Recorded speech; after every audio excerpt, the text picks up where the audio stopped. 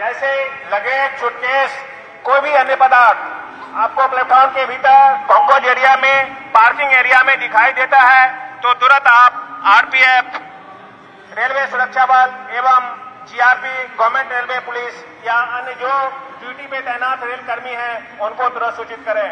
धन्यवाद। आप लोग उठिए भाई, उठिए यहाँ से, ये बैठे बैठे उठिए, जहां तक कोई मत बैठिए, उठिए। आप लोग जहां तक भीड़ मत लगाइए। ষ্টেচনত যিদৰে ইয়াত পাৰ্কিঙৰ যিসমূহ ঠাই আছে বা যিদৰে যাত্ৰীসকলে আহি ইয়াত জিৰণি লয় সেই ধৰণৰ ঠাই এই মুহূৰ্তত খালী কৰি দিয়া হৈছে।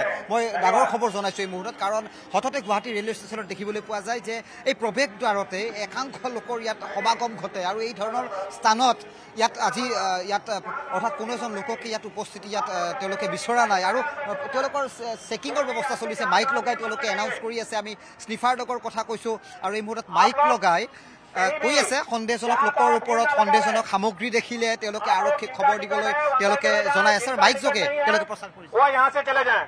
धन्यवाद।